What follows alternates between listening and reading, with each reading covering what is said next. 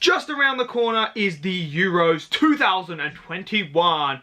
It got delayed a year, but as a football fan, I am super stoked to watch the Euros. Absolutely love the Euros. I think it is absolutely a phenomenal competition.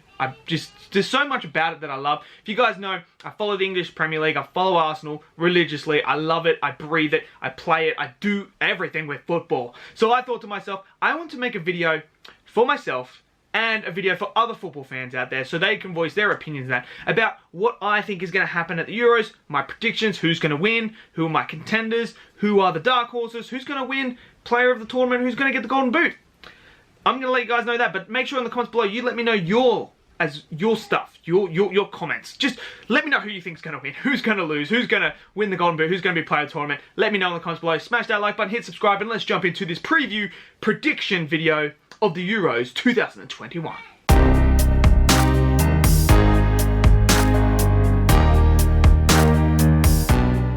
So let's start off with the contenders. These are the ones that I think are the favourites to win. These are the people that I think are the most likely to win the competition.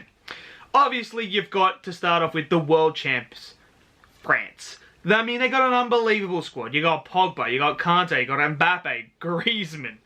I mean, do I continue? Like, they have a stacked squad, and they have so much depth in those positions as well, that makes you just kind of think it's a bit unfair. So, obviously, France have to be considered as one of the contenders. They just won the World Cup pretty convincingly, too. They smacked Croatia in the final. They were brilliant. Mbappe was brilliant. Griezmann was brilliant. I mean, who knows? Like, they've got to be a contender. Then you've also got the likes of Belgium, who are in their golden generation right now. Kevin De Bruyne, Lukaku, Thorgan Hazard. You've got all these great players. And obviously they're coming to the end of their run, of their golden generation. They have to be considered a contender. When you've got the likes of a Lukaku and a Kevin De Bruyne there, you have to be considered a contender. I'm sorry, but you have to. Yes, they don't have Eden Hazard, who, if you put into this team, fully fit Eden Hazard, just makes this team even more scary going forward. But without him, they're going to lose a bit, but I still think they have enough there to win this competition. Now, Portugal, they are the defending Euro champions. They won in 2016. They're the defending champs. They have a stacked squad. I mean, any team that's got CR7, Cristiano Ronaldo, has to be considered contender. You've got Bruno Fernandes, who's coming off a fantastic season as well. You've got Bernardo Silva, who's absolutely great. You've got Ruben Diaz, who's probably going to be the player of the year for the English Premier League in the centre-back role. You have so much there. This is probably one of the best Portugal teams I've seen in a while. It's better than the 2016 team that won it. Even though it's not a prime Ronaldo, all the other pieces complement his game. Then you've also got England.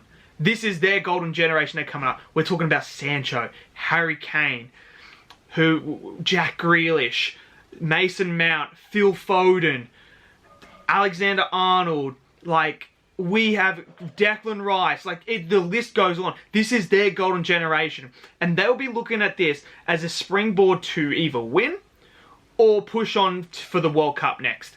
But England have such a great squad as well, and they have to be considered a contender. I mean, if you can't win the Euros or the World Cup in these next 2 years with this group of players, I'd see that as a failure, because this is a great group of players that England have. So, they're my contenders.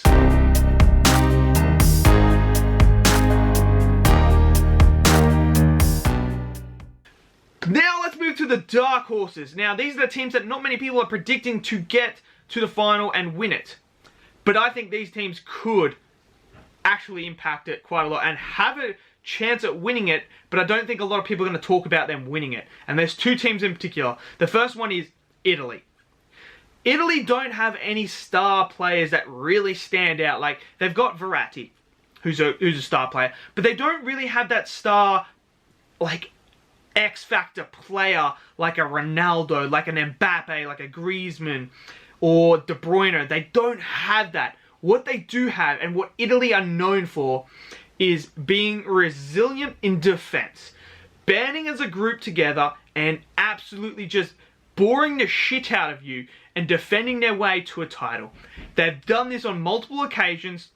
They are just a brilliant team. They don't have star players, but they're a star team.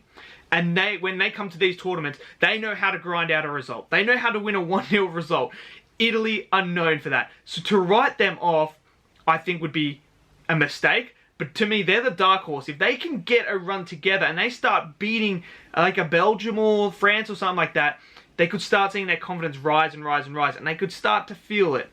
The other dark horse team is the Dutch, the Netherlands. Even without Van Dijk, they still have a quality side with some quality players that on their day, they could hurt teams. And they've been out of the picture for a while now after having a good spell. And now I think they're coming back into that spell. And it would be great to see the Netherlands and the Dutch come back up and be that powerhouse they used to be. But I think they could throw in some upsets as well. And they, I mean, without Van Dijk, it's going to be very, very hard for them to win it. But I wouldn't write it off.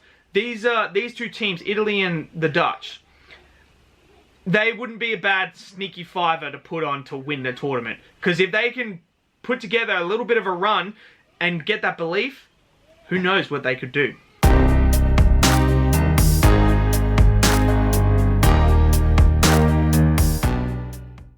Now, when we're talking about the Golden Boot, we are talking about who's going to be the top goal scorer. And, I mean, we're going to have the usual suspects there. Harry Kane for England. The guy won the Golden Boot in the Premier League. He's absolutely beast. One of the best, if not the best, arguably the best striker in the world right now. You've got Lewandowski from Poland. He scores bucket loads of goals. He scored a bucket load of goals this season again. The only problem is, how far did Poland go? That is the question for him. How far can they go? Does he play enough games to win it? Then you've obviously got Mbappe. He just continues to perform and score goals, especially when he plays for France. He's going to score a lot of goals. You've got Lukaku as well, who's absolutely coming off one of his best seasons in Serie A. Absolutely fantastic. And then you've got Cristiano Ronaldo. You can't write Cristiano Ronaldo off. No matter how old he is, he still scores goals. And this is probably his final year, I would say. Final tournament. He may make the World Cup next year. But I think this is really, boom. He's going to go hard for this tournament and try and win it. But I actually think who is going to win the Golden Boot, I've narrowed it down to it's either going to be Harry Kane or Lukaku. And for me, I think Harry Kane's going to edge it. He did it at the World Cup. He takes the penalties. He takes all those little things like that where he has more chances to score. And I just think in the former years, having Grealish behind him, having all these great players in behind, Jadon Sancho supplying him, he's going to score a bucket load of goals, and I think he's going to win the Golden Boot.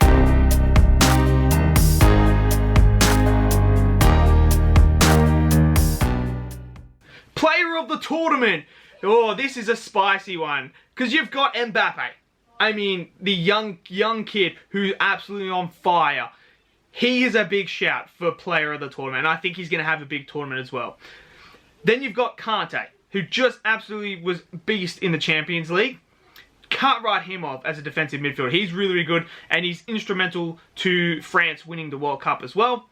You've also got Harry Kane. You've got to throw Harry Kane in there. He's like, look at his goals and assists he got in the Premier League. What makes you think he's not going to emulate that for England?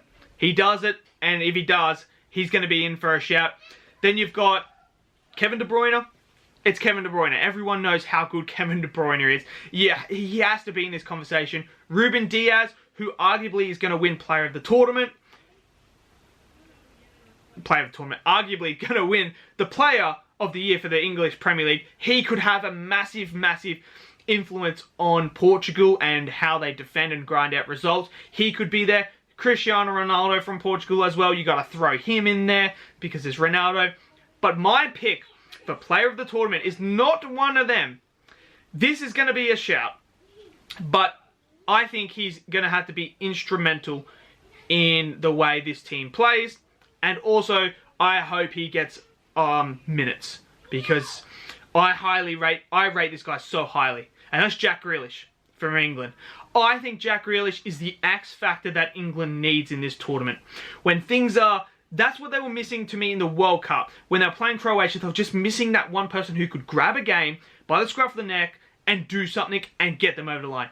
And that's Jack Grealish. He has that X factor, that unpredictability, that magic moment in him to create something, to score something, to do something where you're just like, boom, that guy just won us that game. Grealish has that. And I just hope Southgate doesn't sit him on the bench. I want him to play. And if he plays, it's going to be so hard to stop England and their attack. Because this guy I rate so highly. And I think if he plays the minutes that I'm hoping he plays, he's going to win Player of the Tournament.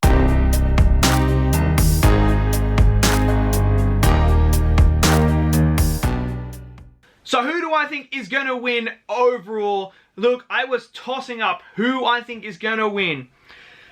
I was tossing up between France. Obviously, this squad they have Mbappe, Griezmann, Pogba, Kante. They're going to be an immense force to beat. They were up there. I was thinking they could do the double. They could do the World Cup and then Euro. Especially after losing the Euro final to Portugal in 2016. They may want to get redemption and get this title. But I didn't go with France. And I didn't go with Portugal either. And I didn't go with Belgium. I actually went with England. I have to go with England. I think their squad is so good, and I think as long as Southgate doesn't mess it up and plays Grealish, they could win this tournament. Now, it's all going to come down to how Southgate manages them and how he plays, and does he give Foden, Grealish, that freedom, Mason Mount the freedom to do what they do, giving Jadon Sancho the roaming that he does down the wing, and is Harry Kane going to be on fire? If this all clicks, England is going to win the Euros. I think England can win it with this squad, and I think they're going to do it. So let me know in the comments below, what do you guys think? Who do you think is going to win it? Who's going to win the Player of the Tournament? Who's going to win the Golden Boot? Let me know in the comments below. Smash that like button, hit subscribe, and I'll see you guys next video. Peace out.